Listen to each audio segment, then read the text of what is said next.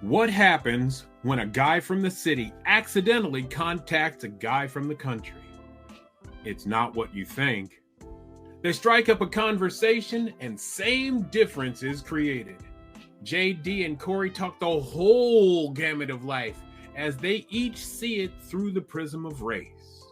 One is a 6'4" black man and one is a 5'4" white man.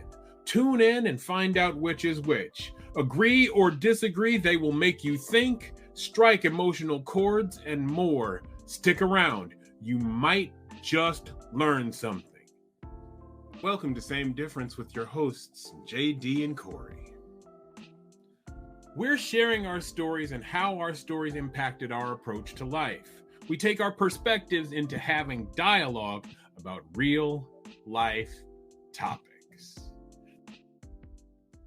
All right, 2024. And JD, my partner, and I are back to talk to you about everything under the sun. But first, let's get a couple of shout outs to the fine people at VPR Radio, because without them, this doesn't happen. To the Queen, Kiana, and the DJ FMI. Thank you. Thank you. Thank you. And my partner is right here, the good doctor, JD Mass. And I'm with Kory May. And Kory, let's dive right in. One of the requests that we got as we've been building this has been, when are you going to talk about college? And so we've talked about our youth and some of the young times.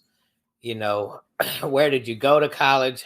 What was the process like for you, really learning what you wanted to do as far as college goes and where you wanted to go? All right. So let's backtrack and give everybody a little background. I was attending Iowa City West High School, one of two black males in the entire city. And although the University of Iowa is literally in my backyard, and that can be said for everybody who lives in Iowa City, right? My inclination was to go to Morehouse College. It had been suggested that it would be a great place for me to attend. Some students who had attended Morehouse were also graduate students at the University of Iowa, and they made a wonderful impression on my mom. Mom bought into the idea. I bought into the idea. I had good enough test scores and grades were pretty good. So that was pretty much where I knew I was going to go. It's 1984, 1985. That was the beginning of my senior year and the end of my senior year. There is no internet. So there is no morehouse.edu, right, or whatever it might be. There is no reviews online. Yeah, no reviews online, no nothing. I'm going here largely sight unseen. Well, not largely sight unseen. I'm going there sight unseen. I had some brochures. I didn't do a college visit. I'm coming in cold in August of 1985. And coming in cold is just a statement. It's hot as blazes in Atlanta in August. And Atlanta's a culture shock. To go from Iowa City, right, a bastion of whiteness, to go down to Atlanta, chocolate city. Right. Culture shock. Immediate, abrupt, and powerful culture shock. It wasn't that I wasn't academically prepared for it. It was indeed an entire culture shock. socially. Oh, socially, absolutely. Where you go in one flight from being a minority to a city run by Black people, that mind blowing. And that was a positive thing. Right. However, if we dig deeper into it, all of the tropes of there are no Black people in Iowa. What do you do in Iowa? All those things were there. And when everybody's just mocking who you are and how you live, it becomes heavy. I bet. I will admit those are the first things I thought when the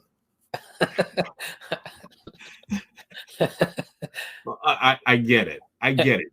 I wish I'd had the mental toughness to just move on past that, but I didn't. And some people were genuinely curious, and other people just thought absolute ignorance. And I don't mean that in the malicious sense. Right. I just mean that in the sense of not knowing. There is albeit a small, but there's a rich Black tradition in the state of Iowa. But to people who have grown up in New York or Dallas or Atlanta, LA, Detroit, Chicago, we're all flyover country. And because we're flyover country, we're hayseeds and hicks, and we're not cool, and we're corny. And there was always jokes about corn. And I would say to people, there's a world-class university in my backyard. And one of the things that started to anchor that was in the fall of 1985, Michigan played Iowa, and it was a nationally televised game. Michigan comes to Kinnick Stadium. We're watching in Atlanta, and all the guys from Michigan are talking about how they're going to kick our asses. And I said, don't be too sure about that. Don't be too sure about that.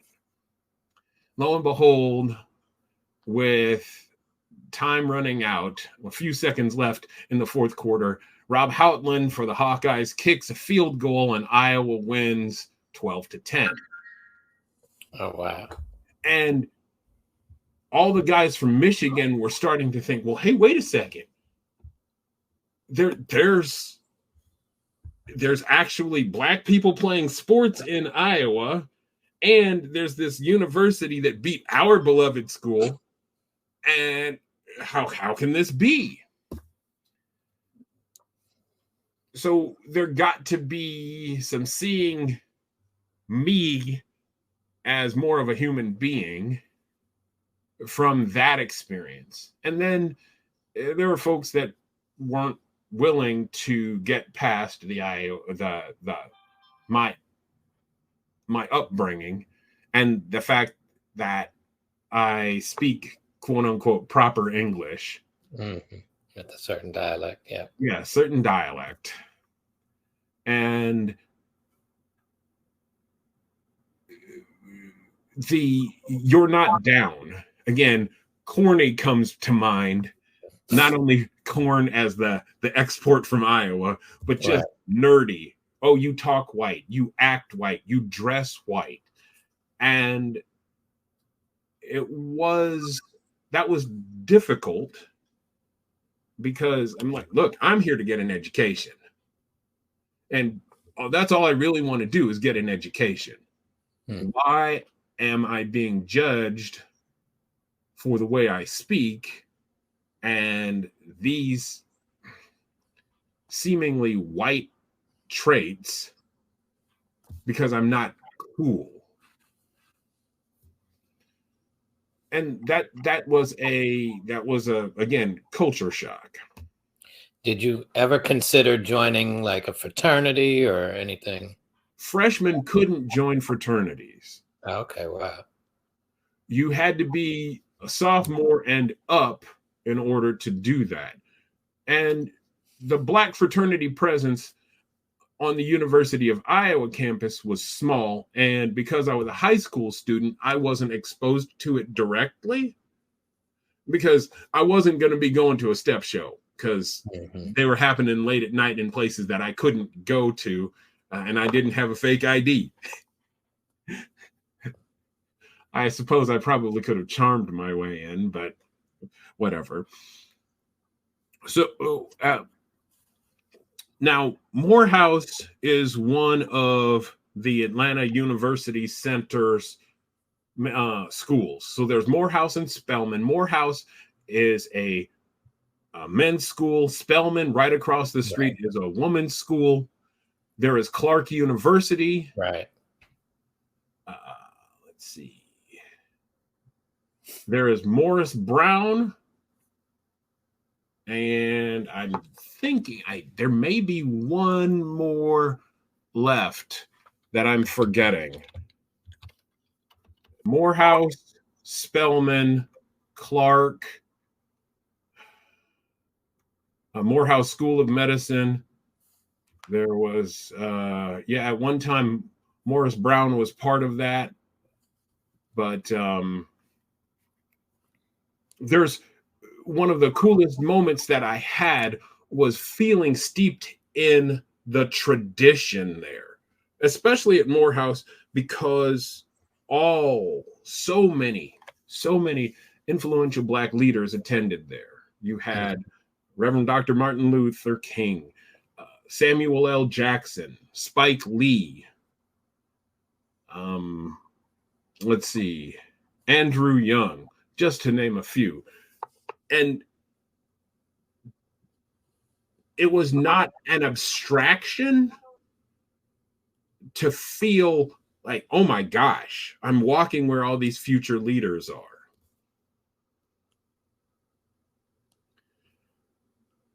That being said, once I first hit campus, I was surprised because the campus was smaller than my high school. It did not feel it did not having a world-class university with thousands of students, right, compared to a college, and that was a function that was just really weird to me. I was like, oh my gosh, things aren't the same. Well, again, at 17 and 18, at 18, I didn't have perspective. And that was somewhat on me. It was cool. There were the socializing aspects were really cool. You don't necessarily know the cool dances coming from Iowa going down to Atlanta, so you had to take your lumps there. And you had to learn how to step. I had to learn how to dance a little bit. I had to learn how to dance a little bit. But overall, it was a really cool experience that I wish I had valued more. That culture shock, though, that'll get you and mess with your head. In terms of, go ahead. What kind of courses did you take down there during your first year? Well, okay, so I tested out of freshman and sophomore German. I took German in high school, so I ended up taking upper level German my freshman year because that's all I had.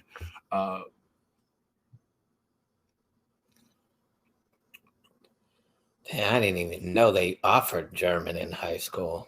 Oh yeah. Here it was a thing because again, Iowa, there's a lot of German residents here in the 80s, and I didn't think to take Spanish. Looking back, maybe I should have done that. At the same time, if I'm interested enough in something, I will invest the time to become proficient in it. I've seen that in my life, and I will do that. I have to ask myself, when are you going to make learning Spanish a priority? Then it's going to happen. I didn't have to take freshman English because I'd tested out of that. I was starting to move into upper level classes, and it was fun for me academically, but again socially. If you're the guy in the mid to front row who has all the answers, you become the guy that nobody likes. Yeah. Oh, you think you're smarter than everybody. You think you're better than I am. No, I just and you came from a white school. Lord have mercy. Oh yeah. So the white boy thinks that he knows stuff. I'm like, but I'm not white. Well, look at you. You dress white. You talk white. You must think you're white. No. So what was the dress that you had versus what was cool back then in Atlanta? I had a lot of khakis and button downs. Okay. And for freshmen, there were a lot of, I was dressing more like upperclassmen than I was my peers. Polo shirts and things like that. And that was not nearly as accepted as it could have been. So what were they wearing? Oh, some folks were wearing t-shirts and jeans, and I didn't really have a problem with it. But if you're a kind of, well, if you're acculturated to wearing preppy clothes, then you're going to wear what you wear. Right. And so I got my first little college job, and every Friday we'd get paid, and we made it a kind of a pact among the guys that I was working with that we would always go out to Macy's and buy some clothes from that paycheck and try to flesh out the wardrobe. Now that was more second semester. I got the job. It was pretty cool. And I remember, oh my gosh, there's a place in Atlanta called Freedman's Shoes. And they carry shoes from the smallest to the largest, both women's and men's shoes. And that's where professional basketball players and football players would buy their shoes. Coolest shoe shop ever. And it would go from the ridiculous to the sublime. I mean, if I wanted to spend thousands of dollars on a pair of Gators, I could get some Gators. I could get Stacey Adams. You could find all of those ostrich shoes and boots. And I'd never seen that. Why would I spend money on that? But that was the opening of the eye to the appearance thing. Had I stuck around longer, my tastes would have gravitated more toward the, without sounding superficial, gravitated toward black upper middle class fashion. All right.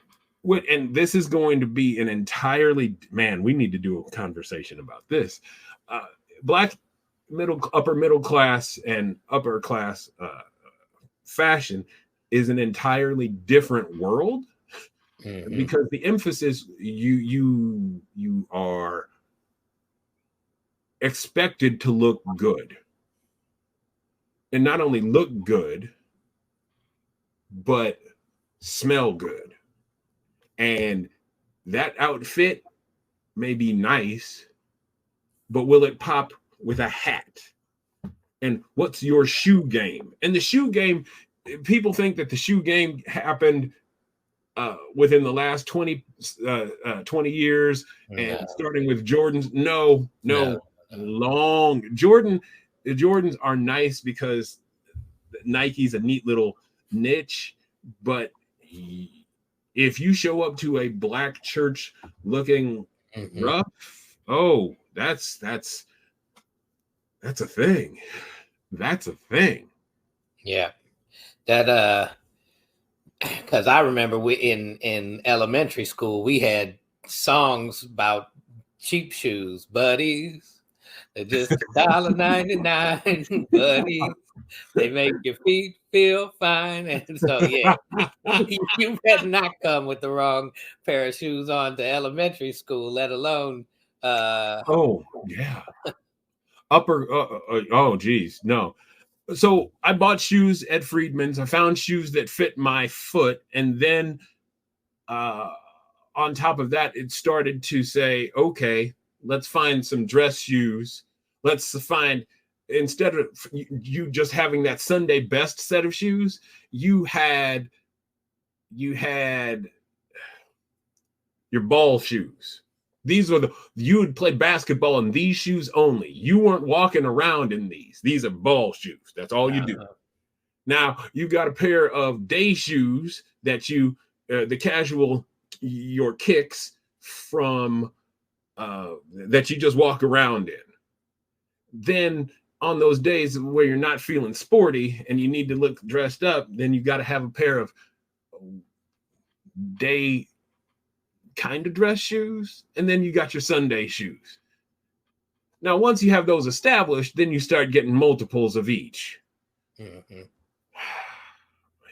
But it's not that shallow. To the outside, it may look shallow, but as you venture into this is all about rebuilding your self-image from a world that diminishes you constantly. And that was one of the strongest things that I got from my year at Morehouse, was how much the professors poured into you,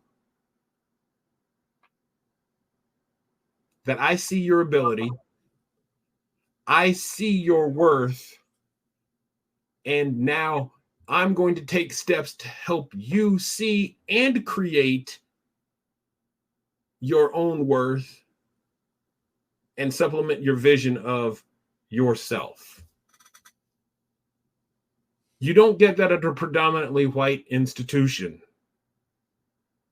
You do not get that at a predominantly white institution.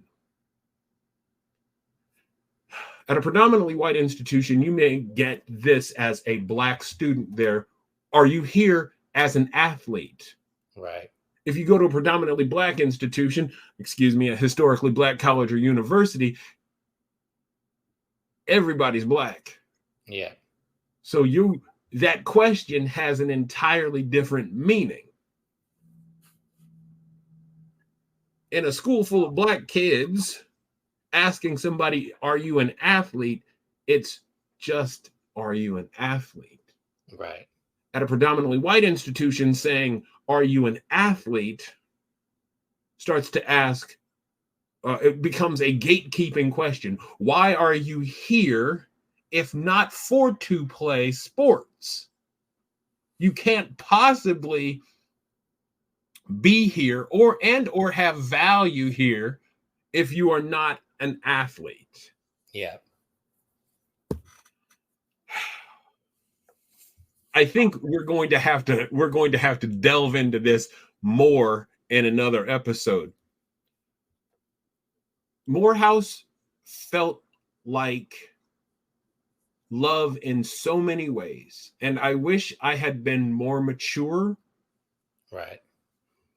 It is 1985. My dad has been dead for 7 years. And I still haven't grieved enough. And with no significant male figure in my life. Yeah, I was going to ask about that. Yeah, with no significant male influence in my life, I wasn't shepherded into that process and have a strong bond to help shepherd me through this process, where someone's going to say what you are feeling and going through is natural, it's real. Here are some steps based on my life experience that are going to help you get through this. Right. And as a result, I also got mugged the second semester and nothing happened. And I wish I had,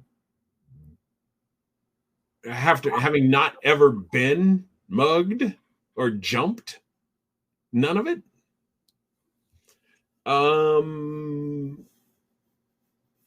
I decided to transfer out. Now, that experience, the experience of anyone experiencing a crime is painful. And to be honest, I was mugged over a cheeseburger. Somebody stole my food. And in retrospect, why didn't I fight back? Why didn't I didn't have those? The lack of support, maybe. Well, why didn't I fight back? Why didn't I? What? And I find myself blaming myself as to why wasn't I tougher, meaner, nastier? Like, punk, you ain't gonna take my damn burger, yada yada yada.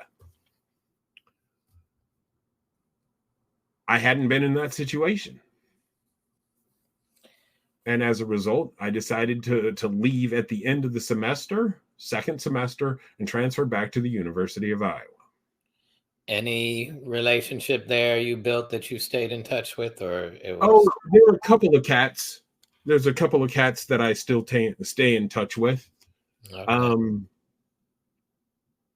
And we'll talk about some of those relationships after in another episode, because there's 18-year-old Kory and now there's 56-year-old Kory. So that 38 years in between is significant for what I have missed, what I have gained, what I am currently thinking about, decisions that I made at 18. Now, again, in retrospect, I wish I had changed some things. Right. But in the moment, when you are not used to getting jumped, and especially by people who look like you, how was your mom? How was your brothers? You know? My mother was pissed. Mom was angry that she was like, I'm spending this much money on tuition and y'all can't protect my child. Okay, got it. And my brother was out of the picture. I wasn't really talking to my older sister. My oldest sister had visited me and before, because she had business down there. And what's funny is that I have from my father's mom's side, I have relatives down there. And there was a lot that part of the family is those are the relatives that I had from my dad's side of the family down in Southern Illinois, and they were cousins in Atlanta. And I didn't connect with them until it was like three-quarters of the way through that second semester. There was a support system that I had that I didn't even know about. Missed opportunities, my friend. Missed opportunities. Yeah, my life's full of them, so we'll get we'll get into many more of those and, and stupid decisions, which started during my first freshman year of college. So let's talk about that. I want everybody to know that our freshman year of college is always up and down. We're still trying to figure out exactly who we are. And you've heard some of mine, and we're going to hear from the good doctor in a moment. So I had 3 of them, by the way. Three freshman years of college. I guess we're going to have more episodes than just one. And the first freshman year probably could go 2 to 3 episodes alone. But yeah. So where did you end up? You graduate from U City. Wait, you got to rep U City right now. Let's take it a step back. In the 6th grade, a woman comes to speak to one of our classes. And she starts telling us in a way that she thinks is inspiring us, but also giving us a taste of reality. You work hard when you're in elementary school to get placed in your classes in middle school, but then you start all over. And then you work hard in middle school to get placed into your classes, whether it's honors or regular, whatever, I don't know what you would call it, in these courses. And then you work hard in high school. And then you work hard in high school to get placed into college. And then you work hard in college to get placed into the real world. And now you have to start over again and you develop your career. And I was like, why the fuck would I start over all those damn times? You know what? I'm gonna wait till I get to college to start on this shit. So I didn't study in high school and the rest of them. I mean, like, I knew it. I loved learning when I was in class. Didn't feel like doing homework. You weren't paying me. I was better off doing something else with my life. So I always said, though, when I get to college, I'm going to start studying. But I also said, like, I don't think I want to go to college. And my mom was like, yeah, good idea. We don't need to go. You don't need to go to college, honey. You can just go work a day job and, at a gas station somewhere or something like that. And you'll be fine. I think you'll like living in an apartment and having a nice car and just working a job kind of thing. Meanwhile, what she was really saying is, you're not getting into college. Who's going to let you into their damn school? And so, when did you get that message? Did you get that message immediately? Or is that in retrospection? It was not. Well, let me tell you. So it came. My dad was like, no. You're applying for 5 schools at least. And you're going to get those done. And you're not going to get any privileges if you don't do that. And, if I started falling behind, some of them privileges started to be yanked away. And I was like, okay, let me get, and back then you had to type out your little essay and you had to staple it and fold it and mail it off and do your application, right? So what the hell do I know about any colleges? I wanted to be in sports broadcasting, so I picked schools that had good sports programs.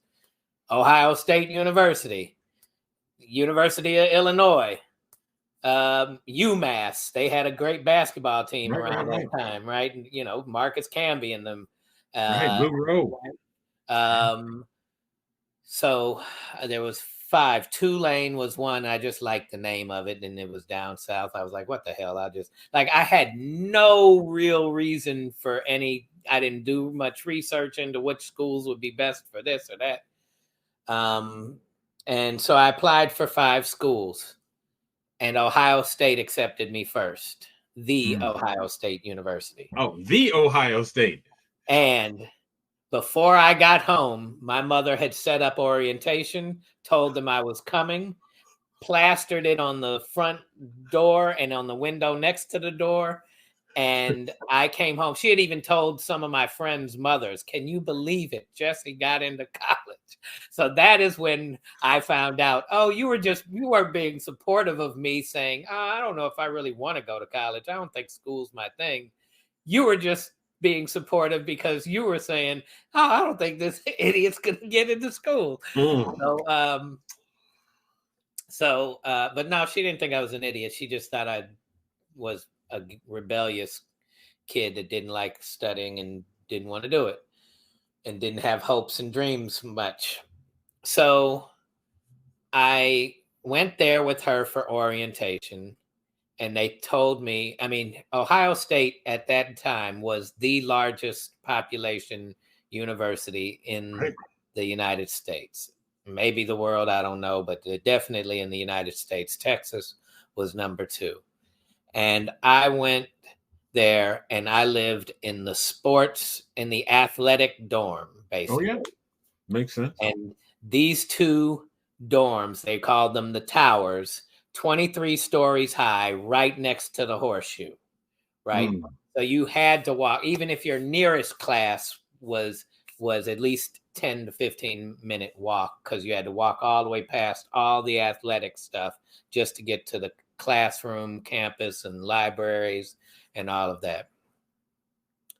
And so I lived amongst most of the athletes and a lot of the young football players. Mm-hmm. Terry Glenn was on my floor, right? We had dorm room. I was on the 20th floor.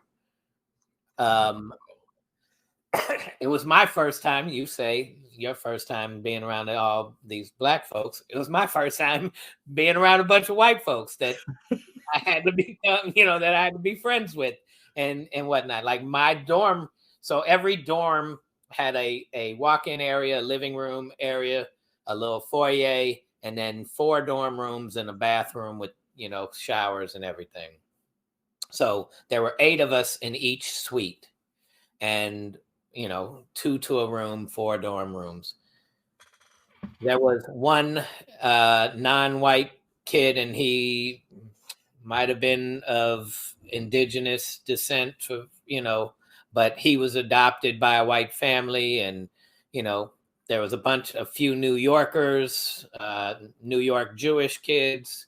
One of my roommates was, and then he left, and I got another New York Jewish kid roommate, and I had to make friendly with these guys.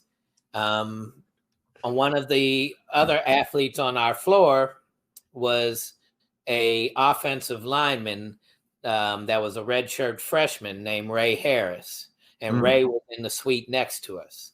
And Ray's roommate was a little Jewish dude from Chicago, my height, and he and I became real cool. I had just gotten into smoking weed right before I came out to school, and so that was the thing on our floor, right? And we all, I mean, like, so many of us smoked. So we Let me ask you one quick question. So the all 23 floors on both sides were athletes? no, not everybody was an athlete, Okay. but this is where the athletes who lived in the dorms lived. Okay. So not everyone was an athlete, but we lived amongst the athletes, right? Okay, got you. Sean Springer was in there. Mm. Lawrence, the basketball player, not I wanted to Lawrence say Funderburg? Funderburg, yep. Oh, He was there. that was a bad man. So all these, right? Like Tito Paul, Randy Moss's brother was in there. He got locked up for stealing credit card. I mean, someone's debit card. Him and one of the other football players named Tamiko.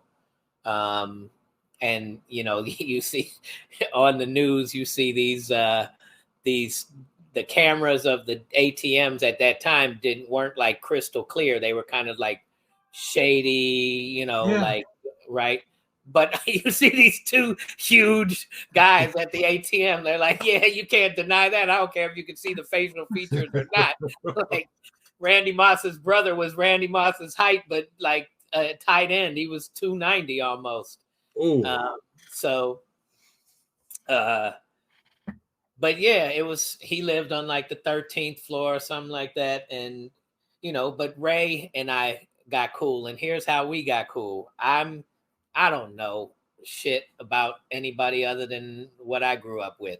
So I'm playing Dolomite the tape Dolomite, Rudy Ray Moore, for all these white kids, and they're like, I don't get it. And Ray walks past. This is first week of school, and Ray walks past, and he is like, the hell in here is listening to this shit? And I said, me. And he and I connected that way. So Dolomite is what got me in with the football team at Ohio State University. Oh my. That's cool. That is 100% cool. Yeah. Did you kind of get trotted around to like, this guy, he listens to Dolomite?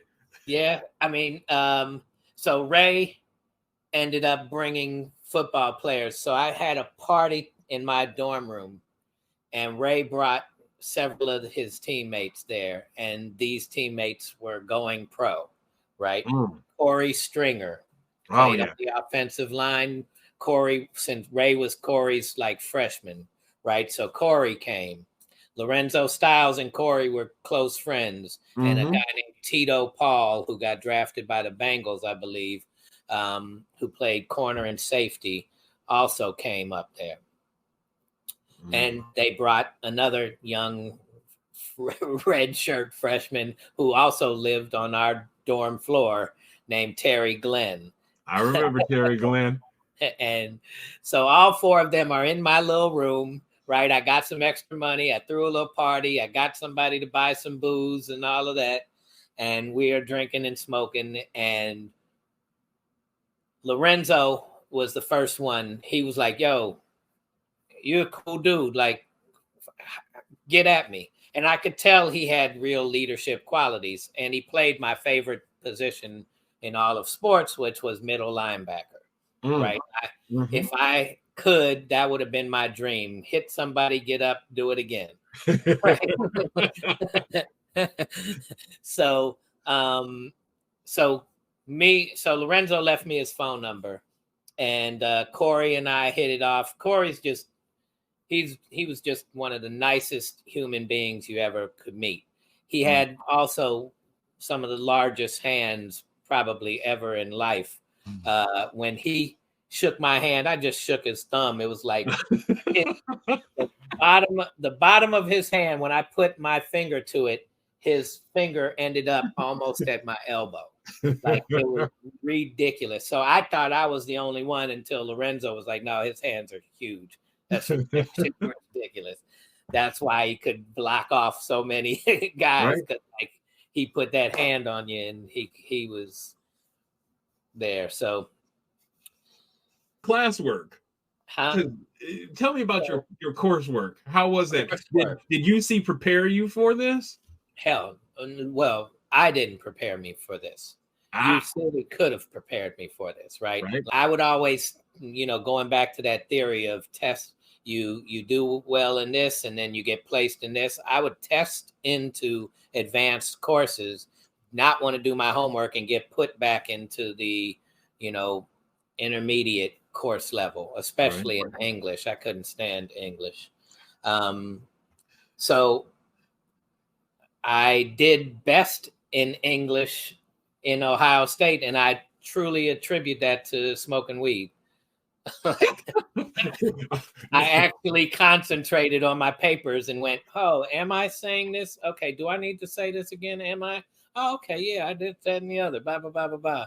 So that was my first time I took English seriously. Math, I was in calculus. That wasn't math. That's, my grandmother even told me, she was like, calculus is some kind of philosophy towards math. It's not real math. And I was like, cool, glad you think that, because I hated calculus. And it was at 8 a.m. and this was like the coldest winter ever. At one point, the negative wind chill was negative 54 degrees. We were stuck in the dorm for like 3 weeks at one point, where we just did not want to go out. Now, but I did take African history studies, right? Yeah.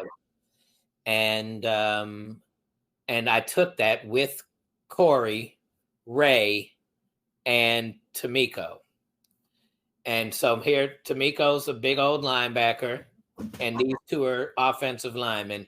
And so we're walking down the street, and it's looking like this, right? But we are literally walking down the street, and there will be trucks behind us, and they would never honk. They would never disrespect those football players. And I would just be in the middle of them just walking, right? And so we get into the class, and I'm liking it. I'm trying to study it, and we get this last, and then we get to split off into groups. And they're like, JD, you got to come with us. Come on, JD, we got you. We got you. And it's us, those three, me, and one woman student at the time. And they like, she's going to do all the work. We don't even have to worry about it. I'm like, huh? No, you don't have to worry about it. I'm going to worry about it. No, man, don't worry about it. Don't worry about it. And she was like, no, it's fine. It's fine. Don't worry about it. That professor, an older Black man, and I really admired him for how he was teaching us. And he pulled me out into the hall and he said, look, son, you might as well drop this class. I'm not passing you. I know she did all the work. Can't touch them. But you aren't getting a pass. You ain't come up in my class and not do my work and da-da-da-da-da. I was like, yes, sir.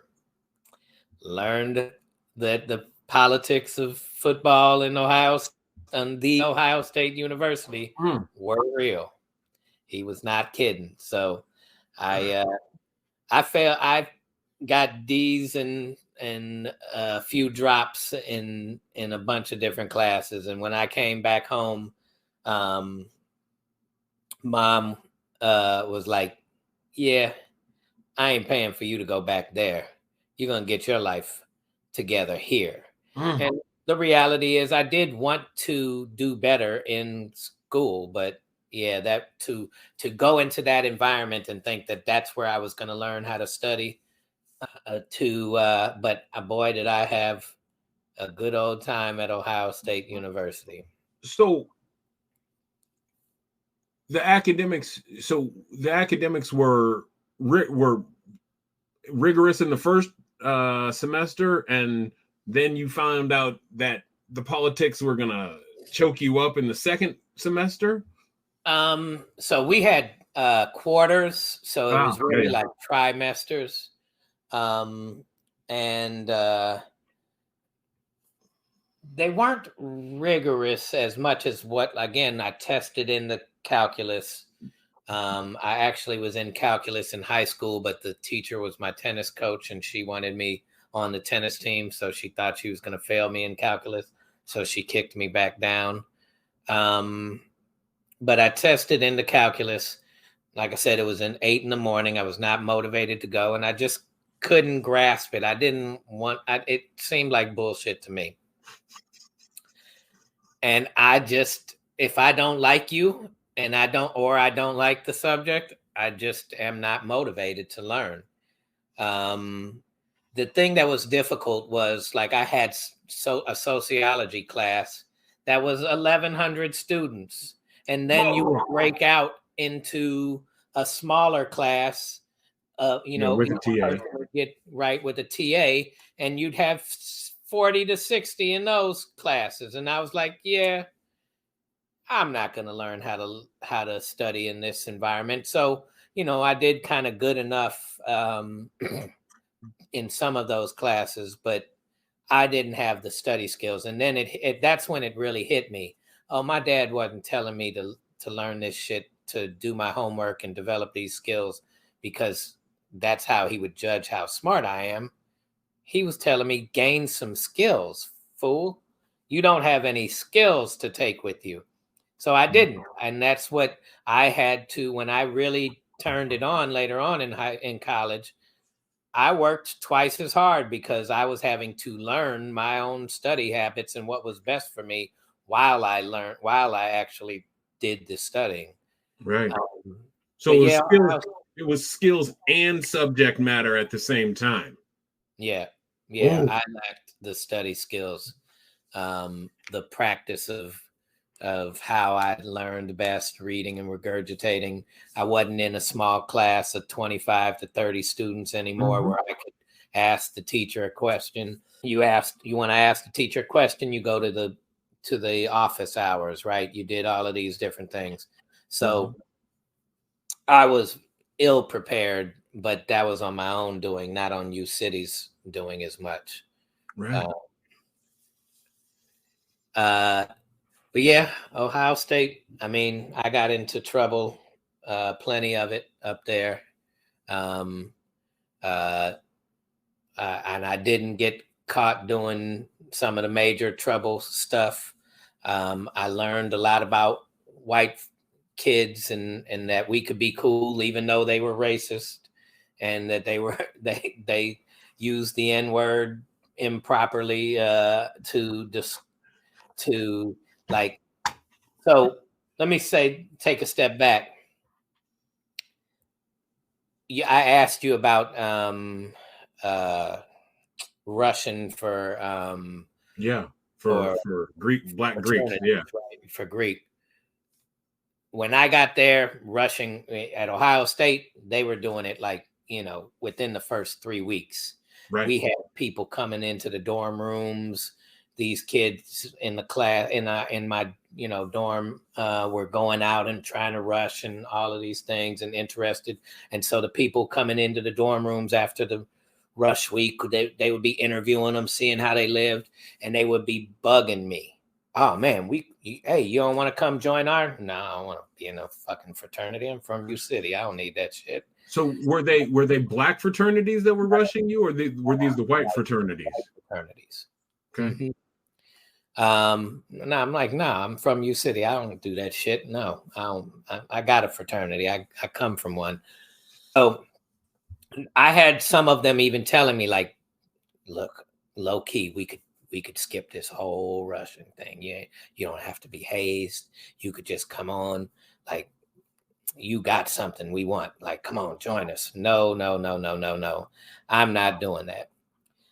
The Jewish fraternity made their rushes sell weed and took everything. Like, they would break it down into eighths of an ounce, and the person selling the weed would get 1/8 and have to give 7 back to the fraternity. That was the rushing of the, right? Like, literally.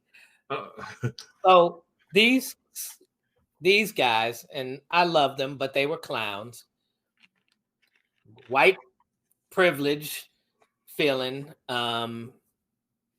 So these guys, and I love them, but I'm gonna call them clowns because they would just sell to anybody. I would have people come over and they'd be like, "Do you smoke weed? Would you like some?" And I was like, "This shit works." I don't know what you guys are doing, but because I had friends that I had made friends with other black students mainly, they had people, they were from Ohio, they had people off campus, there were people living off campus. I met a larger weed seller out there, and he was like, "Man, I would love to get into Moral Tower." It sounds like it sounds like a stereotype just met junior achievement in order to be with this fraternity. I'm telling you, it was so stereotypical. It was ridiculous, right? Like, everything about Jewish business cheap, and like, they made you sell weed to get into their fraternity. It was amazing. And they were so sloppy that this guy kept pressing me, like, "JD, man, I'll deliver it to you, this, that, and the other, blah, blah, blah, blah, blah." So I'm hoping my parents don't ever want to listen to this episode because they know nothing about this. But yeah, one of the local weed dealers convinced me, and I was like, "Yeah, I could do this because these clowns, I'm gonna put them out of business. This is ridiculous." And so I went in, and that's where my really kind of business acumen as a child, and just knowing people that had to get into this. I was like, "Look, You in the goth crew, I like you. You guys, any of your people smoke? You're the only one that can come to me. You in this crowd, you guys smoke? You're the only one that can come to me. And I picked like 5 different groups of types of people, and only one person would come, and they'd be like, I need 3 of these, two quarters, this, that, and the other. And they would come and they would buy weed from me, and I put them out of business. I undercut their prices because I could actually get it at a normal price rate, right? You're supposed to flip. You're supposed to be able to flip your money, double your money, right? Okay, well, they had to give away 7 of 8 of their money back to the fraternity, so I could undercut them. That fraternity guys would be even pissed at me, but they were pissed, and they were like, "Damn, this is why we want you to come over to us." And I'm like, "No, that's why I'm not coming over to you. I'm not doing this silly shit, and nor am I going to ever put somebody through this silly shit and being a part of that." So, right, so. At some point, though, I didn't know how known I was. And then after that party I was telling you about, when Lorenzo and everybody came, I started having students I had never met, maybe seen in passing in the elevators or in the downstairs area. And they'd be like, "Hey, aren't you the guy that had the football players in your dorm? Hey, next time you have a party, can you invite me?" No. No, I won't be doing that. No, matter of fact, I'm not going to have any more parties. That's not going to happen. Oh man, I was like, yeah, well, I don't even know why you would think that was a good idea. Because if I say yes to you, you think the whole dorm is going to try and come up into my dorm room. Like, no, I'm not doing that. These are just guys that I became friends with. Like, I really wanted to ask, and I didn't have the fortitude at that time. But like, do you have any black friends? Because would you care that Kaz, who's my friend, would you care that Dane, who's my friend, would you care? Because I hang out with them all the time. Would you care to hang out with us at all any other time? Or you just want to be around these guys because they're athletes? Right. So as a couple of months go by, I'm coming out of the elevator. Lorenzo's going in the elevator, and he's like, "What the fuck?" I'm like, "What you mean, what the fuck? Sorry." He's like, "Man, I gave you my number. Why you don't something I did? You don't want to call me? I thought we was gonna be cool and hang out." And I was like, "Man, sorry. I didn't want you to ever feel like I was trying to be like that because didn't I give you my number?" "Yes." "Okay." And then I recognize in you that you had some leadership skills. You had some about yourself that was confident. Like, come through. Let's hang out. Like, all right. So that became that was cool for me, because at least he knew I'm not trying to do this groupie thing. That shit spooked the fuck out of me when all of them people started coming to me after that party. Oh, JD, that's the perfect place to stop, because I want to know more. And I think all of our people are going to want to know more too. Oh, absolutely. Dang, you got me all. I got put out of Moral Tower, so we need to find out. Don't give away nothing. I'm not giving away anything else. I'm just making sure you come back for next episode. They're going to come back, because this is a story and a half. Absolutely. Cheese and crackers talking all that mess. Oh. And I gotta call Lorenzo right now, because his son played on Ohio State and Mizzou beat them, and those would be my 2 teams. Between growing up a Mizzou fan, although you had to have a paper bag over your head to say that when I was growing up, and to have gone to Ohio State and still love that football program. I got it. I gotta call him and let him know. Oh, well, that should make you tune in for episode 12. Absolutely. So for my dear partner, JD Mass, this is Kory May. Thank you for tuning in. Thank you for the letters. and emails, all that you have given asking us questions. Please, please, please feel free to ask more questions. Where can they find out more about us, my brother? They can find out more on samedifference.life, and they can reach us at samedifferencebroadcast at gmail.com. And also, please, spread the word. I'm really not good at asking this and self-promoting and all of that, but I think we got a really good product here. I think we're going to get into some really great things.